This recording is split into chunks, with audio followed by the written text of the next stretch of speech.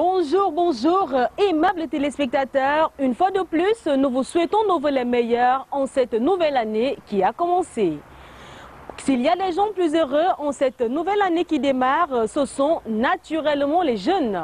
Je dirais même la jeunesse estudiantine ou encore les COPS, qui en fin d'année 2017 ont vu se réaliser la promesse du chef de l'État en don d'ordinateurs. Nous pouvons donc dire, ouf! Enfin, nos ordinateurs sont là. Pour ceux qui ne les ont pas encore vus, je vous présente le mien.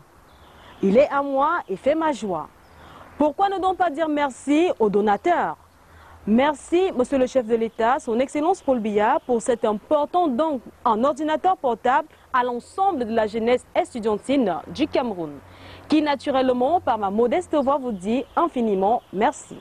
Nous vous l'annoncions au cours de la dernière émission Télé-J, le plat de résistance de ce 106e numéro sera avec le directeur général de l'agence de promotion des petites et moyennes entreprises. Nous irons également au centre multifonctionnel de promotion des jeunes de Mimbouman, où les 10 meilleurs jeunes porteurs de projets ont reçu des financements à hauteur de 500 000 francs chacun. Laissons couler le générique et on se retrouve juste après pour le dérouler.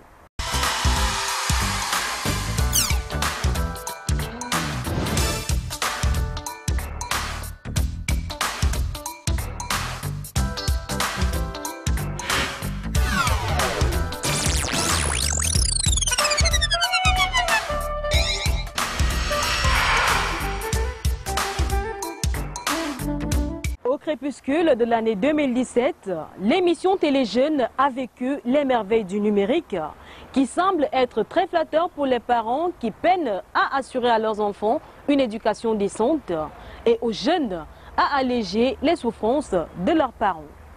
Il s'agit d'une cérémonie au cours de laquelle des bonus issus des placements dans le cadre de l'économie numérique ont été restitués.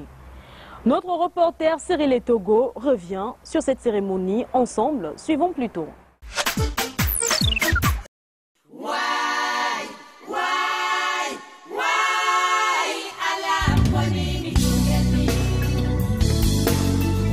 Au terme de la blockchain qui constitue à encoder les lettres et les chiffres et les informations de toute personne qui décide de s'engager dans ce domaine. Résolument déterminé à aller davantage à fond dans l'exploitation de l'économie numérique au plan local, c'est dans un hôtel de la place que le staff Adam e-Business a choisi de tenir sa cérémonie de remise des bonus issus des placements effectués dans le cadre de l'économie numérique. Comme présence du jour, l'on note entre autres celle des partenaires à l'instar des Télé-Jeunes, du Club Windows et sans faute par ailleurs, celle du public a non seulement répondu massivement à l'appel de ce rendez-vous, mais dégage tout de même la particularité de drainer de nombreux curieux.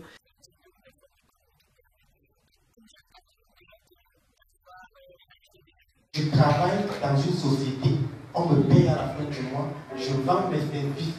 Au menu des échanges et des interventions, le public ici présent est édifié sur la présentation du concept Adam e-Business par le promoteur Adamba Adiobo.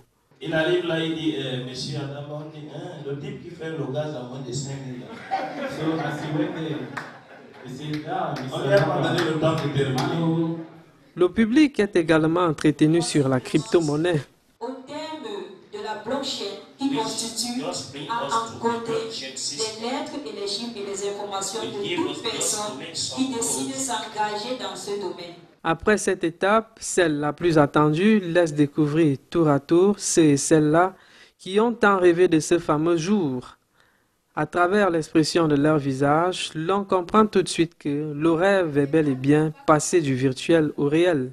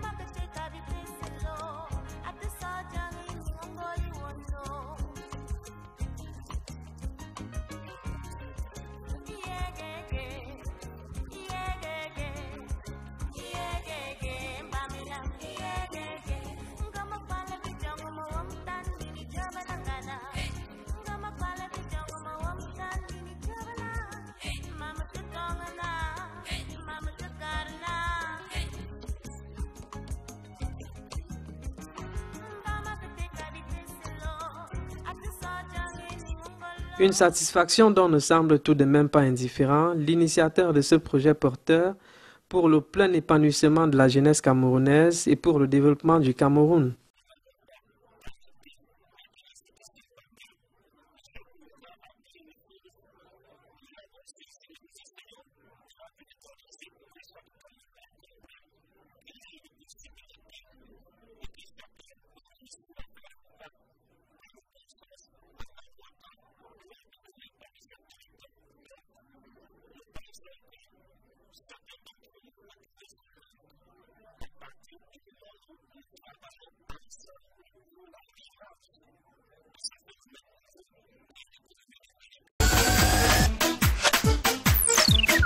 Qui vivra verra, so just wait and see. Pour s'en convaincre, pourquoi ne pas envoyer nos enfants se former en économie numérique? Plus de 200 jeunes porteurs de projets avaient pris part au Business Challenge organisé en fin décembre 2017 par la Fondation Agro-PME.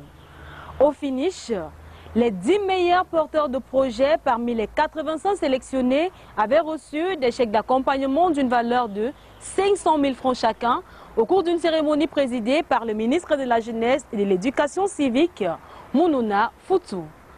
Notre reporter Parfait Kokola y était. Voici son récit. Le projet consiste à la production de supports numériques et papier destinés à former, informer et inciter les jeunes à se lancer dans le domaine agricole. Moi, je fais dans la production et l'engraissement des porcs. Donc, je paye les porcelets, je les engraisse en 6 mois et je les revends.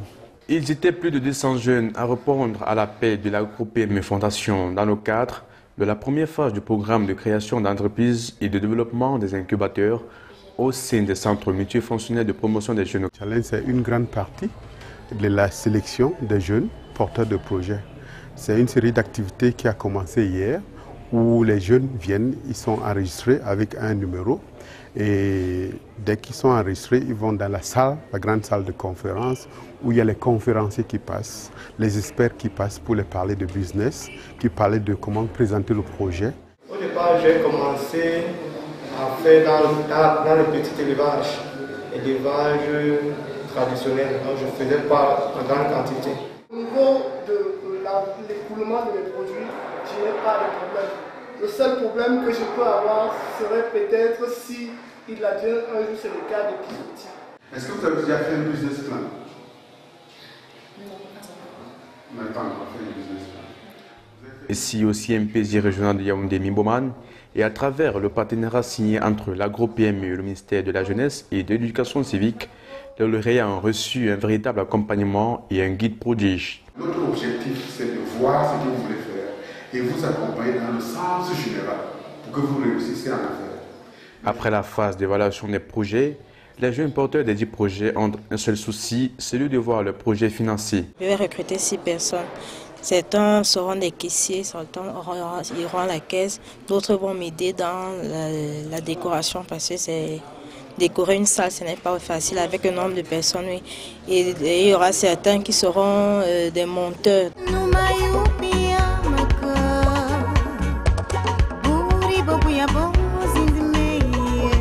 La cérémonie de ce jour en guise de remise solennelle des chèques et parchemins aux différents porteurs de projets était l'occasion pour le ministre de la Jeunesse et de l'Éducation civique Mounouna Foutou, accompagné de son homologue de la formation professionnelle Zachary Pervet, y compris du directeur de l'agence de promotion des petites et moyennes entreprises, de mentionner de l'importance du service d'incubation pour le développement de l'entrepreneuriat jeune au Cameroun.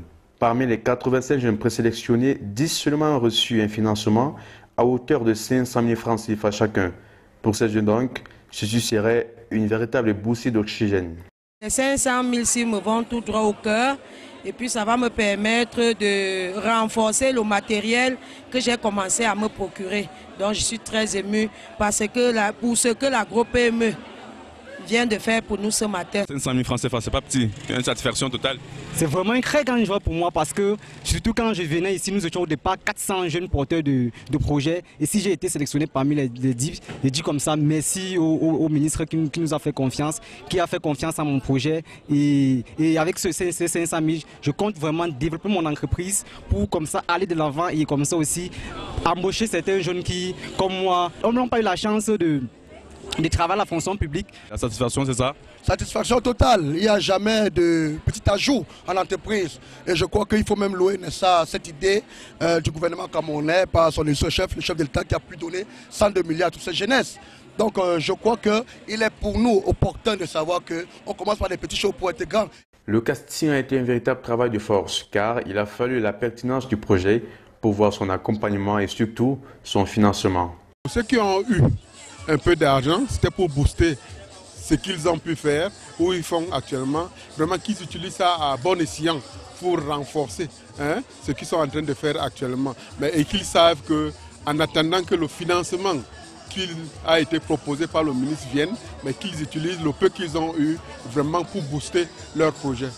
Le résultat du travail effectué pendant ce Business Challenge rendu à sa 2e édition reste positif et la nouvelle vague est déjà en cours pour 2018 et ce projet va s'étendre dans les 6 MPJ de Douala, Garoua et Bamenda.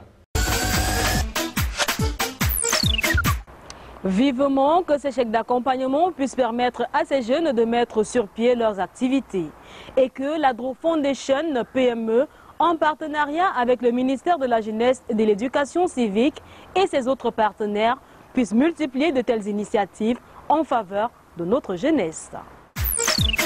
Nous l'annoncions en tout début d'émission, c'est au tour du directeur général de l'Agence de promotion des petites et moyennes entreprises, Jean-Marie Louis Badia, d'accueillir l'équipe de l'émission Téléjeunes pour mieux faire connaître cette structure, dresser le bilan de l'année 2017 et brosser les perspectives pour 2018. Sans plus tarder, retrouvons une fois encore notre reporter Cyril Etogo.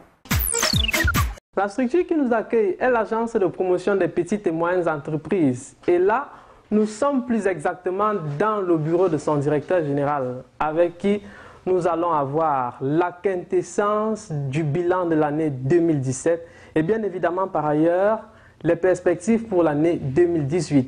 Bonjour Monsieur le Directeur Général. Bonjour Désiré et bienvenue dans nos modestes locaux. Merci.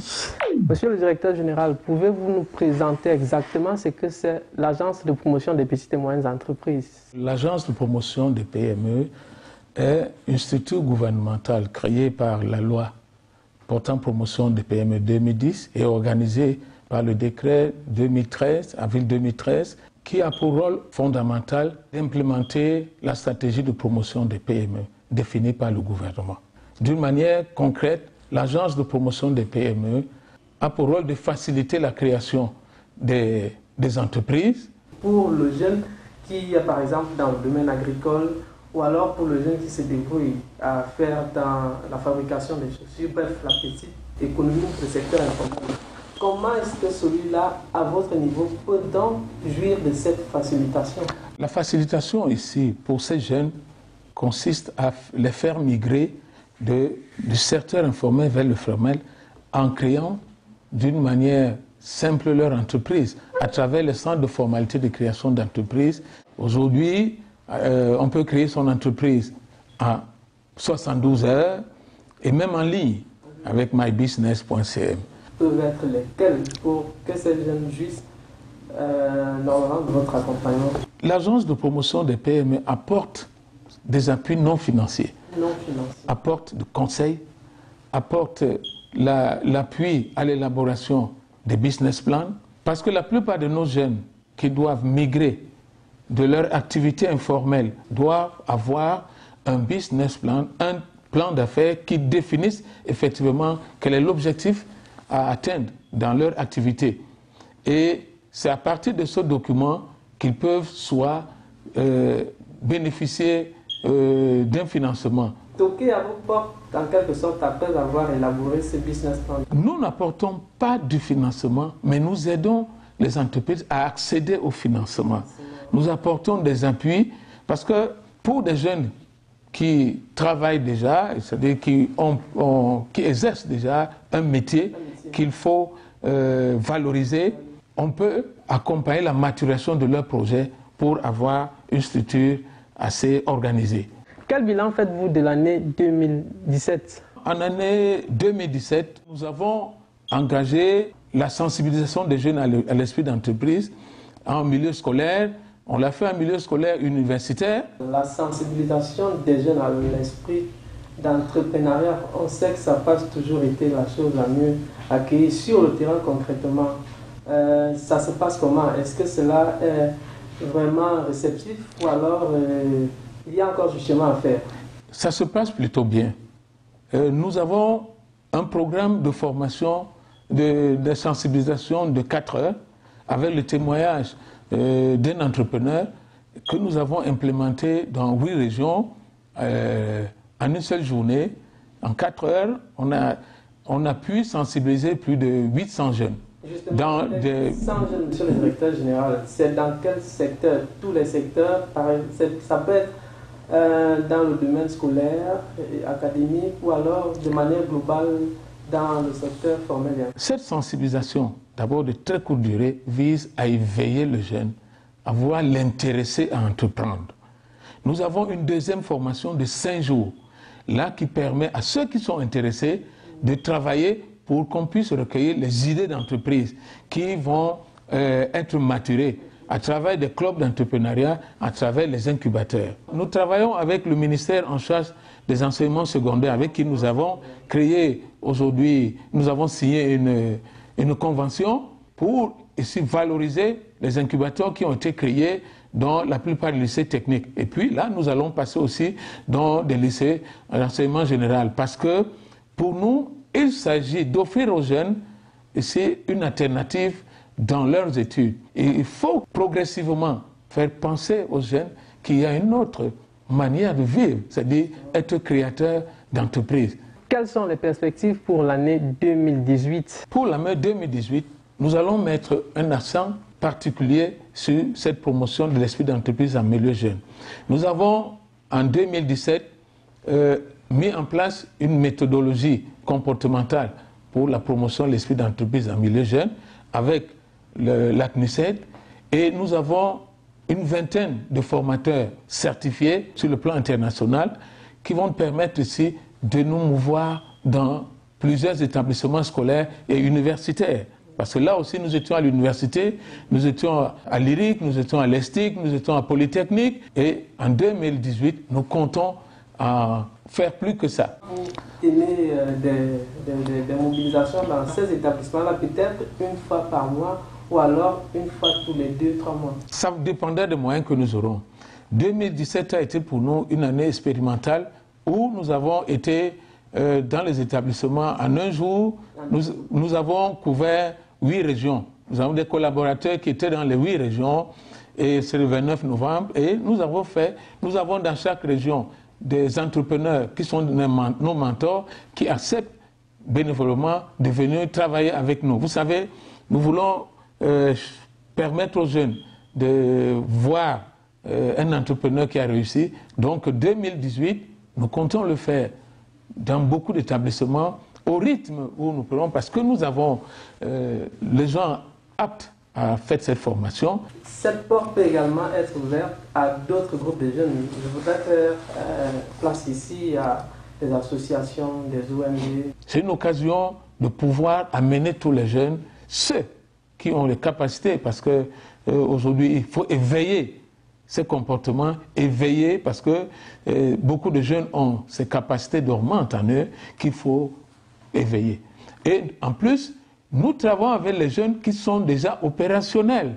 Nous avons beaucoup de programmes. Nous avons un programme, surtout quand vous vous intéressez, le plan agricole, un programme pour améliorer le packaging, la traçabilité et la qualité de nos produits. Pour d'autres jeunes qui sont, comme je l'ai tantôt dit, dans des groupes associatifs, des ONG et bien d'autres, qu'est-ce qu'ils peuvent concrètement faire pour se rapprocher de vous et bénéficier également de votre accompagnement? Ça dépendra de ce qu'ils veulent faire. On peut aider certains jeunes qui veulent migrer du secteur informel vers le formel. Et donc, nous sommes ouverts à l'accompagnement de ces jeunes. Nous avons des outils pour les accompagner à l'élaboration de leurs documents de projet. Parlant du récent discours de fin d'année du chef de l'État qui a fait la part belle aux petites et moyennes entreprises, comment entendez-vous implémenter cette vision du chef de l'État? Le discours du chef de l'État pour nous est une instruction pour que nous mettions l'accent pour accompagner ces jeunes promoteurs à accéder au financement. Vous savez, aujourd'hui, un banquier m'a dit financer, on les appelle les start-up. Financer les start-up, ce n'est pas un métier de banquier. Mais parce que financer une entreprise naissante est la chose la plus difficile dans le monde, parce qu'on la trouve très risquée. Notre rôle ici, par rapport à l'instruction du chef de l'État, d'accompagner ces jeunes à accéder au financement, donc leur donner tout ce que la finance moderne exige. Une fois le financement reçu, la suite, ça se passe comment? Est-ce un financement remboursable ou alors non remboursable, monsieur le directeur général? La formation que nous inculquons à nos jeunes est qu'un entrepreneur n'entre pas dans un processus d'assistanat. Et ce qu'on peut vous apporter comme financement, c'est des crédits. Lorsque le chef de l'État dit accès au financement, c'est accès au crédit. Ces crédits permettent à nos jeunes entrepreneurs de mieux structurer l'entreprise. En outre, le chef de l'État a mis en place la loi sur les incitations qui sont une sorte de subvention. C'est des incitations pour tous les jeunes qui veulent investir. Même si vous avez un crédit, vous bénéficiez des incitations qui portent sur les exonérations fiscales et douanières pendant la phase d'installation et pendant la phase de fonctionnement. On va travailler pour qu'il y ait des produits financiers adaptés aux jeunes. Et pour sortir de cet entretien, quel est le conseil que vous, en tant que responsable averti, pouvez donner à ces nombreux jeunes qui souhaiteraient bénéficier de votre accompagnement, monsieur le directeur général? Nous avons une panoplie de programmes. Ils peuvent s'adresser. Nous avons un site web. Nous conseillons à ces jeunesses de nous contacter, de prendre la tâche de nos services et nous sommes disposés à les accompagner. Merci de vous être prêté de répondre aux questions de l'émission télévision, monsieur le directeur général. Merci de nous avoir sollicités. Nous restons à votre disposition, disposés à travailler avec ces jeunes qui pour nous sont l'avenir de ce pays. Surtout aujourd'hui, d'éveiller ces jeunes à l'esprit d'entreprise. Voilà, chers jeunes téléspectateurs, vous avez eu l'information, mais surtout la bonne information grâce aux explications apportées par monsieur le directeur général. Depuis l'agence des PME, je suis Désiré Togo pour Téléjeunes. Voilà que tout est bien dit. Il ne nous reste plus qu'à retenir que l'agence de promotion des petites et moyennes entreprises n'accorde pas de crédit. Elle aide à la maturation des projets pour financement. Il est à noter qu'en 2017, le ministère de la Jeunesse et de l'Éducation civique y a transféré 100 PME incubées par le PAGER-U. Celles-ci ont bénéficié de l'encadrement de l'agence de promotion des petites et moyennes entreprises et du ministère des petites et moyennes entreprises, de l'économie sociale et de l'artisanat. Aujourd'hui, 75 de ces PME sont installées et opérationnelles sur le terrain. C'est ici que se referment les portes de cette 106e sortie de votre magazine jeune préféré, Téléj. Merci une fois encore d'avoir été nombreux devant vos petits écrans et de nous renouveler votre fidélité qui, à chaque fois, ne cesse de nous honorer. Je ne saurais conclure cette émission sans remercier une fois encore son Excellence Paul Biya, le président de la République, pour cet ordinateur qu'il m'a offert. Merci une fois encore, monsieur le chef de l'État. Un clin d'œil à notre partenaire, l'Institut de beauté mixte Fashion Air Force, qui à chacune de mes présentations me rend divinement belle à travers des coiffures qui à chaque fois vous surprennent. Faites-y un tour, vous ne serez point déçus. N'hésitez pas à consulter notre page Facebook et à nous laisser vos différentes suggestions pour plus améliorer ce programme. N'oubliez pas également notre chaîne YouTube, vous pouvez y retrouver toutes nos différentes émissions. Tout en vous quittant, nous vous laissons ce proverbe à méditer. Vaudrait mieux ce que tu ignores que ce que tu sais. À bon entendeur, que l'Éternel des armées vous protège, qu'il bénisse notre cher et beau pays, le Cameroun, et comble notre Afrique. Rendez-vous au 107e numéro Télé-J, mais ce sera avec Rochelle Christelle Ndeme. Quant à moi, nous nous retrouverons au mois de février 2018. D'ici là, portez-vous bien. Ciao, ciao, ciao.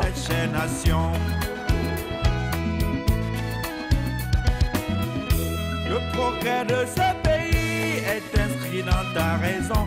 Patriotisme de façade et chemin de trahison.